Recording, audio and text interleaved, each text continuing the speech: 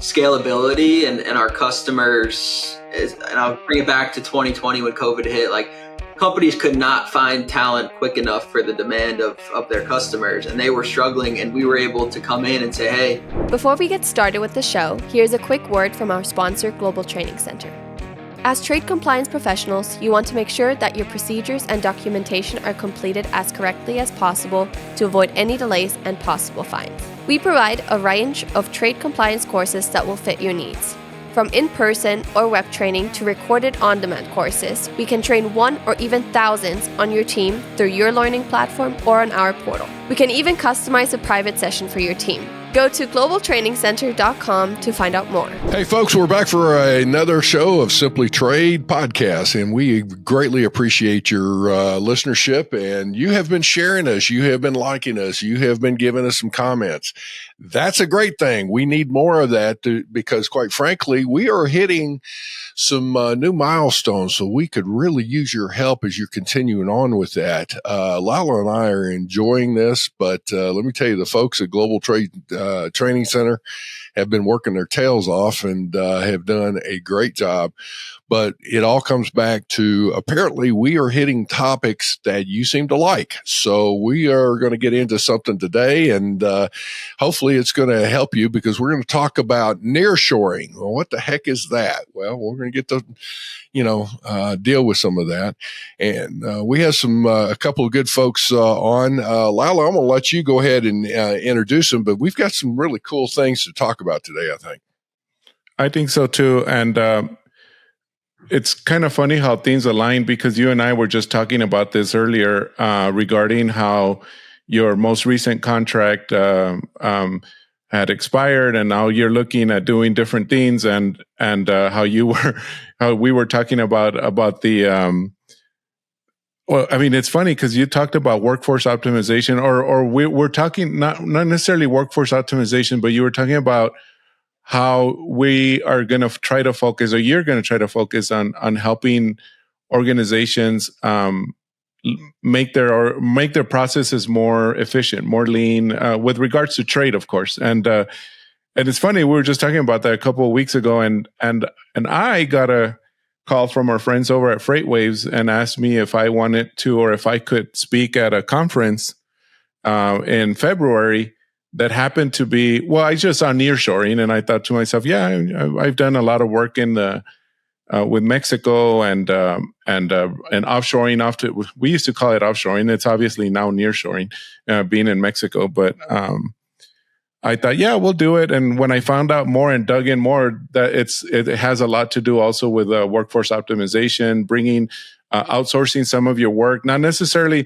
what we used to think clerical work. Remember back in the day, Andy, that there used to be big shops in the Philippines that were doing classification for HTS. They were classifying products. They were that way you didn't have to worry about. And then a lot of they were outsourcing a lot of like purchasing and stuff like that out into like big shops in the Philippines and stuff like that. But nowadays, I mean, of course, there's also like you can outsource your IT. A lot of IT functions, a lot of like cybersecurity stuff that you might want to have expertise, engineering and all that. But anyway, I don't want to take too much of the thunder from our guests, but it aligned and all that. And so I'm really happy. We'll talk a little bit about that conference that I'm going to attend here towards the end of the show. But so welcome. We have two people joining us from the organization or the company called Lean Solutions Group, or please help me. Lean, yes, right? Yeah, okay. Lean Solutions Group. Okay, good. Lean Solutions Group, and we have Hunter Bell and we have Gena Mann. Both of them are in the company. They're helping with different aspects of the either the conference or even the organization. So we have them. Welcome. Thank you for coming on our show and on short notice. And hopefully we can educate people on this. Yeah, glad to be here.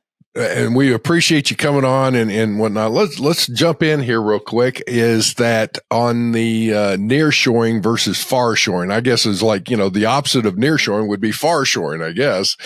I don't know. Outsourcing versus, insourcing. Well, insourcing is you take a function, you go in. It's interesting that companies go through a cycle. And, as they're growing, they may be a small company, can't really, don't have the resources built or infrastructure built to handle certain functions. And then as time goes, they'll reach out to some vendors. Well, then they get to a certain point and go, if we take that in house, we can, do this cheaper than when I'm paying somebody. Then they get to a certain point where that almost becomes a bottleneck. And it's like, okay, you're doing a function that is not necessarily the prime focus of your company, but you still have to do this function. And so then you look at outsourcing again. It's almost like, again, full circle. And if you outsource it, it could be, just about anywhere. So Hunter, let me ask you a question as I'm going through this, this nearshoring idea that we're going to be talking about, I mean, what is it for sure? Is it just a new name? Did somebody put lipstick on a pig and call it something else as far as outsourcing? Oh, well, now we're going to call it nearshoring or what? Yeah, obviously I'm, a little bit bubble off center here. So, forgive my comments, but nearshoring versus outshoring, or what are we talking about? Yeah, awesome. So I appreciate you guys having us on the show today. When you look at traditional outsourcing, we call it kind of offshoring too. You're looking at more of, far away from the U.S., India, Philippines, Eastern Europe. So when you consider nearshoring, which is where we specialize, we look at Colombia, Guatemala, Mexico, all similar time zones to the U.S. Very easy to get to these locations. Like our facilities are 2.5 hour flight from Fort Lauderdale. So when you look at nearshoring, it's kind of more location based, I would say. And then traditional outsourcing kind of BPO is, hey, here's our process, go do it. We don't really mind who's doing that process with us. And nearshoring, we're more about collaborating and really setting up our customer's office near shore with these positions that they're looking to fill. So like any sort of entry level roles in transportation, super high touch, obviously, where you got to call the driver, you got to call the warehouse, call your customer. So the ability to tap into that talent near shore is kind of where we specialize.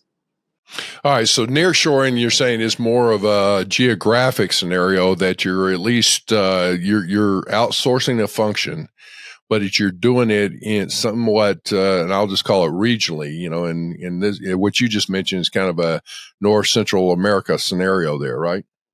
Yep, like Latin America.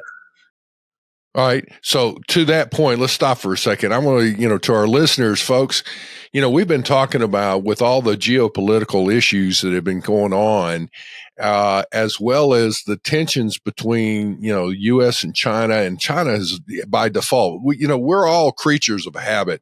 And for decades now, it seems like that people just would constantly reach out to China. Oh, that's the only source to manufacture something inexpensively or whatever. In this case, you're talking about probably looking more from a service perspective, Hunter, if I've got that right, versus a manufacturer. And correct me or add that in a second. But for our listeners, what Hunter just mentioned, if you're sitting there listening, is the Latin American areas. That's another source to consider when you're looking at geographically, where should I look in the world to find another source in the event that China takes over Taiwan and you have two key areas that now their supply chains are going to be severely disrupted if you continue on with that. Now, I'm not saying completely cut off from that, but what I'm saying is you got to diversify your sources now in today's world because of the geopolitical tensions. Would that be a fair statement and a good approach, Hunter? Yeah, I think even when COVID happened, it kind of opened the eyes to you need another supplier, you need another country, because it was pretty crazy times when 2020 came around and, we couldn't even get toilet paper on the shelves. People were freaking out. And I think that's when a lot of people here in the U.S. realized how important supply chain transportation logistics is for this, this country. And I just saw, I think Mexico surpassed China's top U.S. trading partner, which is pretty crazy to see. Yes, Mexico, Canada, and China. So China dropped from the first level down to the third level as far as imports into the U.S. Yeah. So, and I think part of that is the container shortage, the labor shortage. Like, again, I think COVID kind of pressed pretty heavy on how it's not that easy to get it from China to here when certain scenarios happen. So what would be the best way that if somebody's looking at doing some nearshoring, I mean, I guess the other scenario here is you've got to consider some things. How can somebody get up to speed on if my company is faced with some financial challenges? Let's just face it. I mean, inflation in the U.S. as well as around the world is going up. Inflation in the month of December was much higher than what was anticipated and whatnot. And just because some of the government officials are saying, life is great and the U.S. economy is wonderful and all that, just because they say it doesn't make it so. It's like, some of those folks that are at those podiums giving those press conferences trying to spin it. It's like they're an old cowboy that's probably all hat and no cattle. So if I'm going to get up to speed on some of this, Gena, let me ask you a question. What do I do? How do I, get proficient on this? What would be my next steps or something here just to learn about this? Sure. I think the biggest thing is finding a partner, right? The right partner. Somebody who is doing it really well, is set up, has good processes. Obviously that's what we do. We're a partner for, over 600, US based companies, right now. And I think that's the biggest thing is you've got to find someone who has, talent, the right talent. It's got to be the right timing at the right cost, all of those things, especially in today's economic environment where the, people are trying to do that more with less.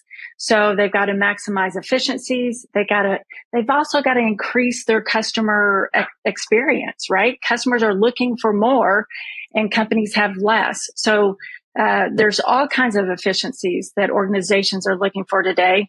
And if you're thinking about, one of the challenges that we see, not only with our customers, but you see reports on it all the time, is building resilient and agile workforces. And so, to do that, I mean, for a company in the U.S. to try to do that outside of, the U.S. parameters, I mean, they would have to invest heavily in recruitment and training and onboarding. And so that's why, finding a partner who's already doing that and can supply that for you, would be the first thing that an organization should look for. Well, one thing that comes into play, I mean, people, this is one of those where I would say you could be penny wise and pound foolish, as Benjamin Franklin used to say, that as you're looking at some of this stuff is that, yeah, you could do it on your own rather than paying an expert or somebody to guide you. However, if you are trying to get through some things and be competitive and do it quickly, I mean, that's why, there are consultants out there. There are companies that can guide you along. You know what? Work smarter, not harder. So, everybody's looking for bigger, better, faster, cheaper. I get that. However, in looking at it, it would be wise for you to get somebody to guide you along. And as you're going along, it may open up to more services for that company or some others that you may need to get. But the key thing is getting through that learning curve quickly. So, Gena, I think that may be a key factor that, just like what you were saying. By the way, listeners, we're going to have Gena and Hunter's contact information, their company information with our show notes and all that. So you'll be able to click in there if you're interested in just investigating this. If you are in a frontline or middle management scenario and some things are going on, even if you're in executive level, this would be one of those to say, well, what can you do? So, Hunter, let me come back to you.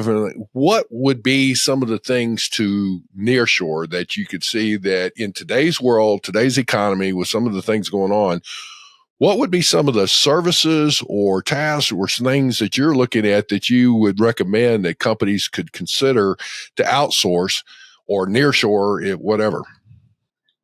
Yeah, typically when we're talking with potential customers, we always like to dive into their specific challenges, their objectives, their goals for the year, and talking to individual departments, right? So you have the finance side, you have the operations side, you have on the asset-based carrier, we'll have the recruiting side, and really understand the customer's challenges in finding talent, retaining talent, training the talent that comes on board. So it starts with that, more of a conversation of understanding within the organization, as you look at your org chart, what is that low hanging fruit of positions? Like we specialize in the track and trace positions, the customer service, dispatching, any sort of billing, invoicing, a lot of functions that can be done remote easily from the US. We find it very easy to do down in Latin America as well. All right, so here's going to be one of the key things. The people that are listening here, especially if they're frontline folks, is like, well, why would I even want to bring this up? Because if they nearshore or outsource this function, I may lose my job. What do you say to that? So when we're talking to an organization, we always try to say, listen, delegate the tasks that is difficult for people in the US and then to find people to do those tasks and elevate your existing team. So we're always telling our customers, take those individuals, if you have them doing those tasks, and actually elevate them within the organization and have them focus on revenue producing tasks that are actually growing that organization first. Just some of these tasks that have to be done in order to keep the customer. So that's kind of our approach on it, where we believe, again, we want to provide kind of those lower level functions in Colombia and then help our customers continue growing with the medium high level functions here in the US. I hear a lot about this is like, oh, AI is going to take my job. AI is this. AI is going to replace so many people. What people don't realize is that AI is your coworker. They're your partner. They're your helper, not your replacement. And I feel like this is very similar to what you guys are saying. Like how many times, Andy, have we talked about doing your due diligence and your work on your validating your supply chain? You doing it by yourself, trying to validate that supply chain by yourself on forced labor, on green trade, on cybersecurity, on terror, anything, weapons of mass destruction, you name it. I mean, illicit drugs and all that are coming on your supply chain. You try to do it by yourself, that shipment's never going to get in. You know what I mean? And so if you allocate these functions to other either individuals that need to physically do the work or AI to help you identify some of that, AI is not going to do everything. AI is going to tell you, I think this might be suspicious. I think this might be a problem. And then somebody needs to dig in deeper, and that would be your personnel, but you're not going to do it. Why not have someone like Hunter said on your lower levels? I kind of like wanted to compare it and kind of put it in perspective for those that are listening that are in the trade. I figured, to me, that's what makes sense. That's what is a functionality or the efficiencies that we can see. Yeah.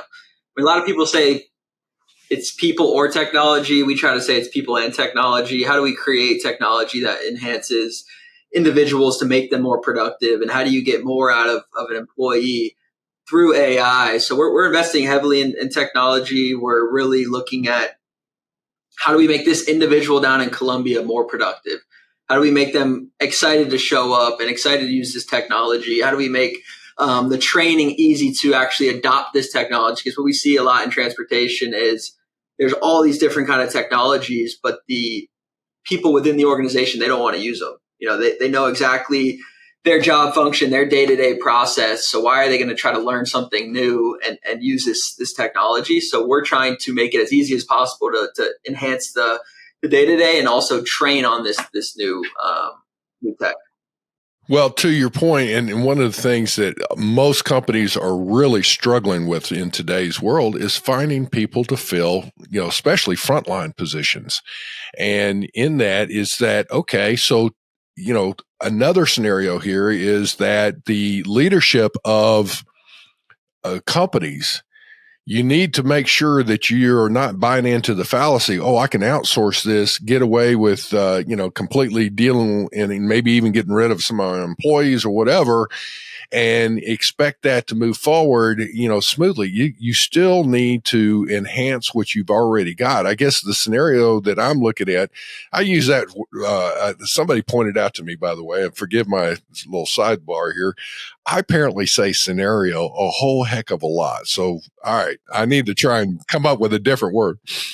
But in the scenario of one of the best things you can do is look at developing. I mean, Hunter, you touched on it, is taking your current staff and continuing to develop them. Lalo, you mentioned it, is that if there's a function that goes on, a red flag comes up, you're using some automation or you using some nearshoring, there's going to be exceptions that come up that is where your staff here in the stateside or within the company has the expertise of your company, and they can navigate within your company more effectively than some outsource vendor.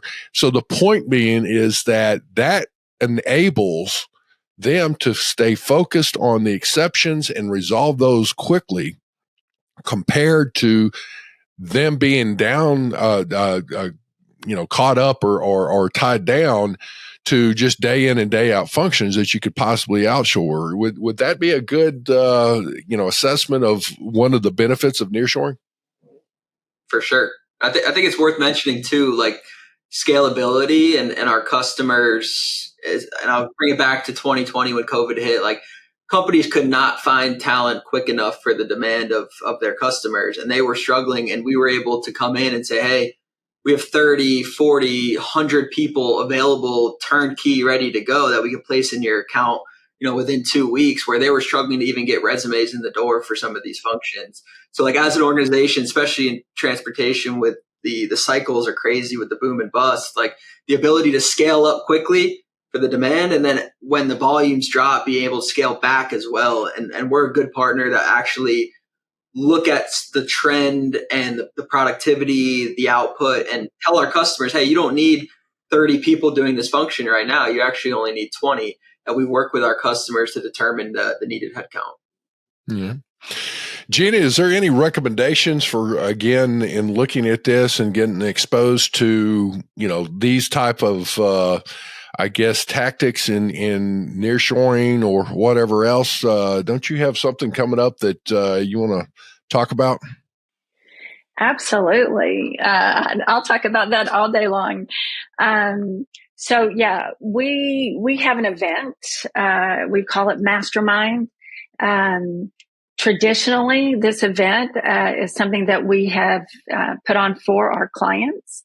We bring in some industry experts. We have, some panels. And then it's also a great networking opportunity. And like I said, we have over 600 clients. So it's been a great thing. This year, we have opened it up to the industry, right? We're expanding it. We're broadening a little bit. We've got some great keynote speakers coming in. We've got, Damon John from the Shark Tank coming in, and a guy named Mike Abrashoff. I'm just going to talk about this because, his story is amazing. And I think it's something that would be so beneficial for, businesses today. So he was, formerly the youngest U.S. Navy commander. He was assigned the worst ship in the fleet. And in 12 months, he turned the ship around with the same crew to the best performing ship.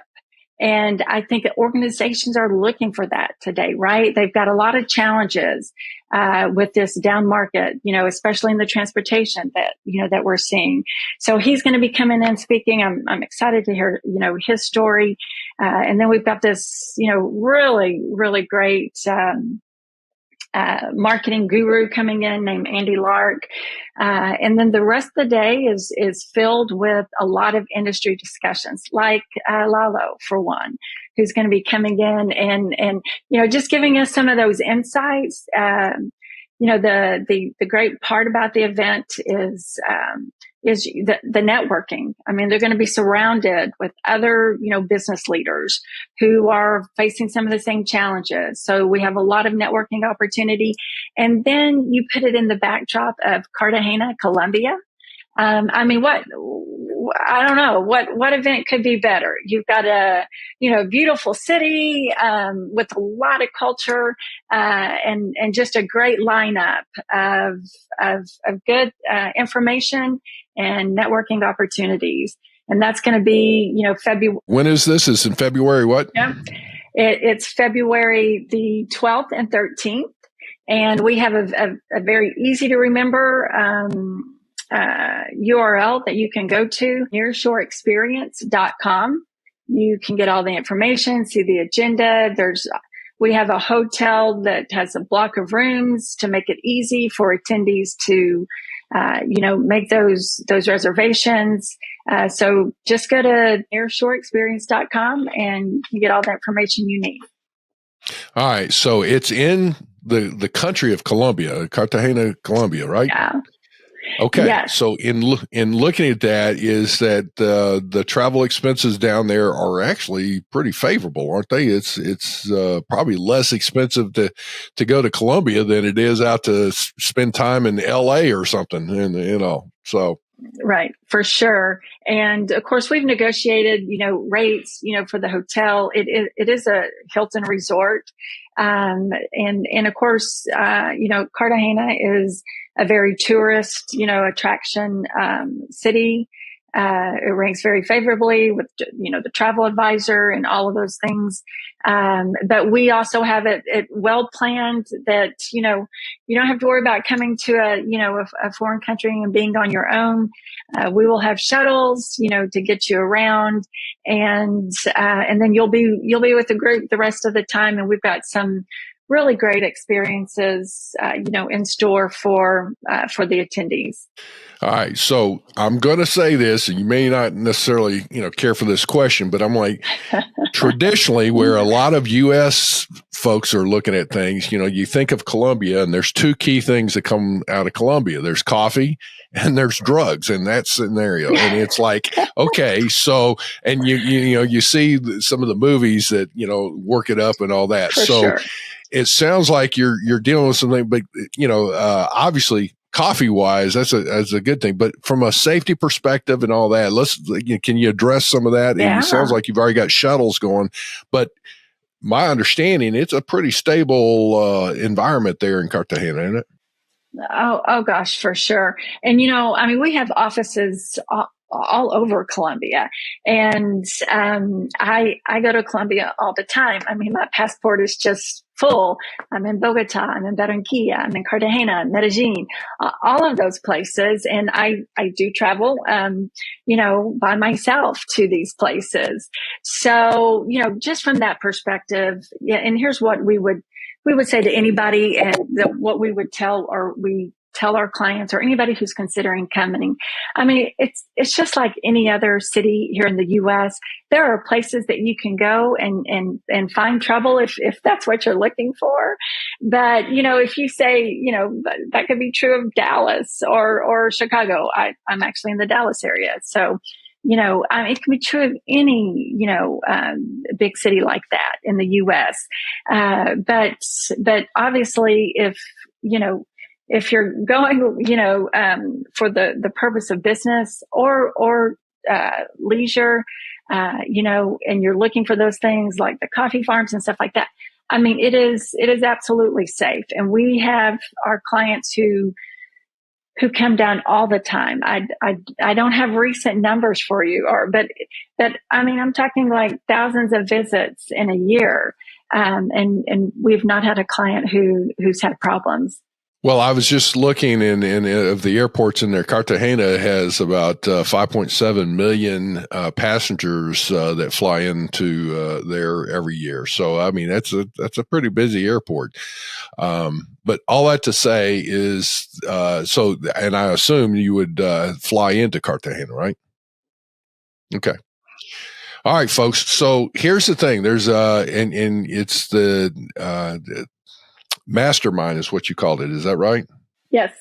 Mastermind the Nearshore experience. Okay. All right. My memory is as long as a turtle's tail and just as fast, and I don't have any notes in front of me. So I'm trying to pull that one out and see if I can get this right. All right. Mastermind the nearshoring experience in Colombia, in Cartagena, Colombia. Folks, it sounds like it would be worth, that'd be a trip worthwhile. That's coming up in February. So you only have a few weeks away. And I will also ask, just out of my ignorance, I do not believe there's any visa requirements going into Colombia. Is that correct? Just a passport. Yeah. Okay. Thank you, Hunter. Yeah. Well, it's like just for the crew that's like up north or dealing with any cold weather right now. It is currently 85 degrees in Cartagena as we speak. So keep that in mind as well.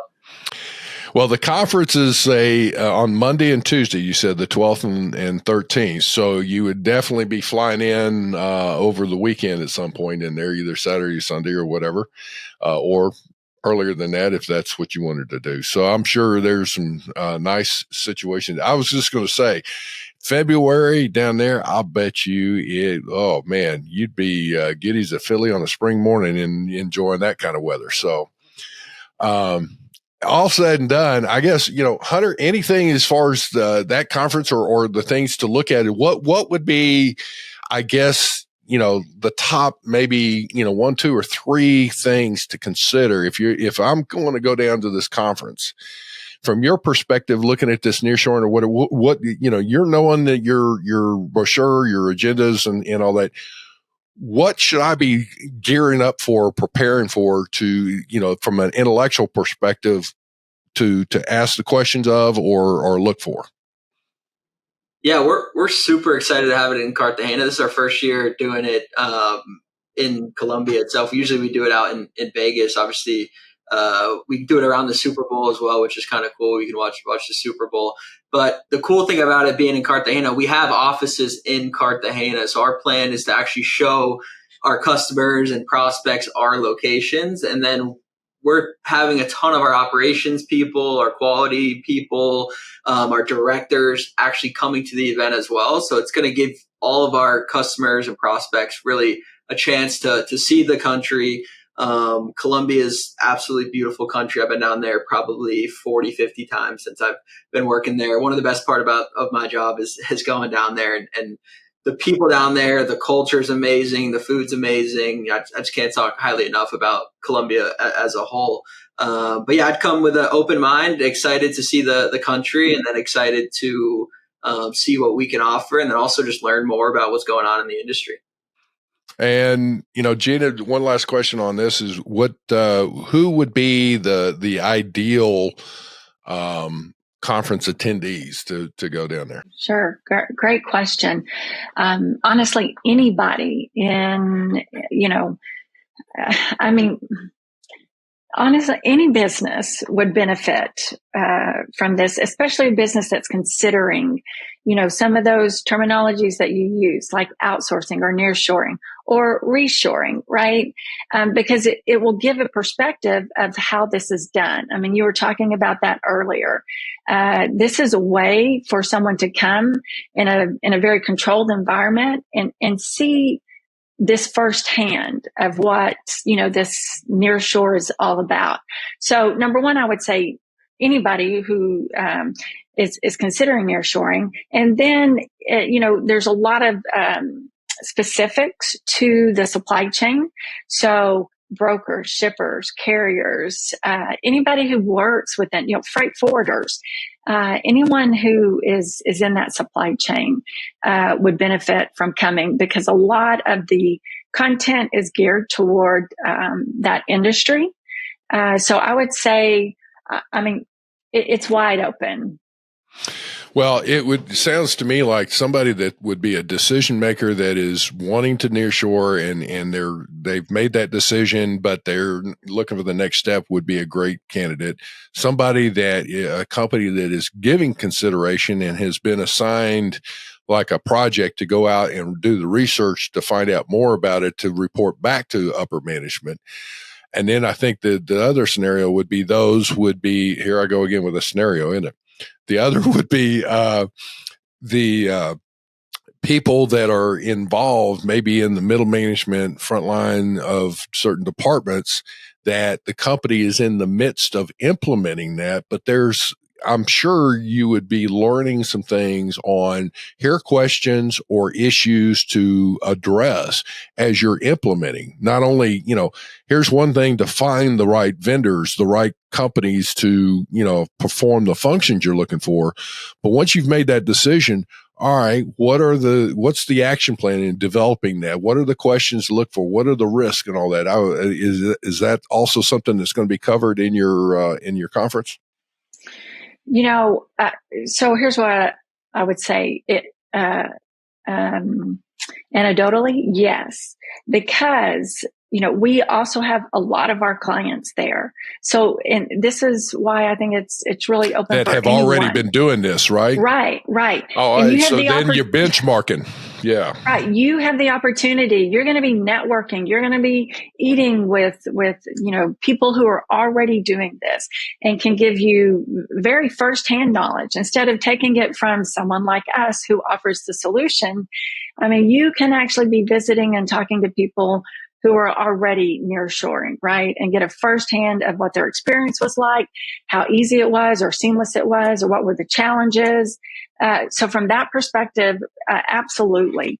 And then secondly is the fact that there's going to be some great content for organizations that can help them propel them forward that doesn't necessarily have anything to do with nearshoring, right? So you've got really good content just for any organization and business as they're looking to navigate the waters of 2024. But then those who are considering, looking at nearshoring, it's a great opportunity to talk to a bunch of people who are already doing it. Give us that website address one more time. Sure. It's nearshoringexperience.com. Okay. Hunter, any last words from yourself as we're going into this? No, I think we're good.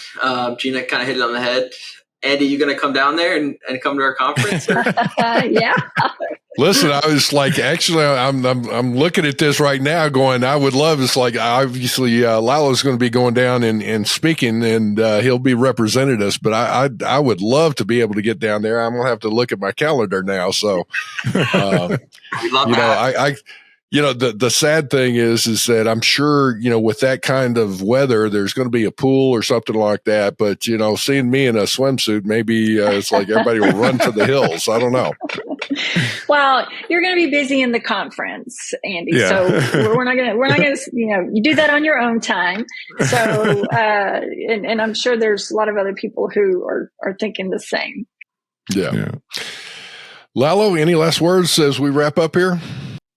Yeah. No, nothing else. I'm just a little concerned that I now realize the name of the conference is Mastermind. I don't think they're going to want me there anymore because there's no master in my mind. Listen, I've seen your notes. I think you're going to do just fine. Thank you. Well, folks, I got to tell you, this is, if you're looking at the nearshoring scenario here, outsourcing a function of any kind or whatever, as recapping here, it would be wise to get you an expert to help give you some guidance, spend a little bit of time, walk you through some things. 2, you're going to have to get yourself proficient, up to speed on what all the details are of the different functions you're looking for and whatnot. 3, I would say you definitely want to do some networking of those that have already done it. and as well as look at, if you're making the decision or you've made the decision and what you're trying to do as far as the implementation. I guess then fourth, it'd be even with benchmarking on that, how do you maintain the nearshoring? That would come into play as well with the functionalities. So, the Nearshoring Experience, the Mastermind Conference down there in Colombia, Cartagena, Colombia, in just a few weeks in February 12th and 13th, if I got that right. And with Gena and Hunter from the Lean Group, right? Lean Solutions Group. Okay. Yeah. All right. I'm sorry. I tell you what, I would screw up a 2-car parade and 1 block route right now. Listen, I really enjoy y'all, and thank you so much. That Lalo and I really appreciate y'all coming on in the last moment to try and look and talk about this. Awesome. Thanks for having us. We appreciate it. Great meeting you guys, and have a good weekend. Folks, have a great day, and we'll leave it back to you. Thank you very much for joining us. Simply Trade is brought to you by the generous contributions of Global Training Center. You can follow the show and GTC on LinkedIn or Twitter and other social networks. Make sure you check out the show notes in the description for a full rundown of today's show with all the important links. Also, make sure that you share this with a friend and subscribe on your favorite streaming platform. We really like hearing from you. If you enjoyed the show, make sure to rate and review wherever you listen to this podcast. If you or someone you know would like to be a guest in the show or would like to sponsor Simply Trade or suggest any topic you would like for us to discuss, please contact us via email at simplytrade@globaltrainingcenter.com, or you can DM us on Twitter at simplytradepod. Thank you again for the privilege of your time. Happy trading. Simply Trade is not a law firm or an advisor. The topics and discussions conducted by Simply Trade hosts and guests should not be considered and is not intended to substitute legal advice. You should seek appropriate counsel for your own situations. These conversations and information are directed towards listeners in the United States for informational, educational, and entertainment purposes only and should not be substituted for legal advice. No listener or viewer of this podcast should act or refrain from acting on the basis of information on this podcast without first seeking legal advice from counsel. Information on this podcast may not be up to date depending on the time of publishing and the time of viewership. The content of this posting is provided as is. No representations are made that the content is error-free. The views expressed in or through this podcast are those of the individual speakers, not those of their respective employers or Global Training Center as a whole. All liability with respect to actions taken or not taken based on the contents of this podcast are hereby expressly disclaimed.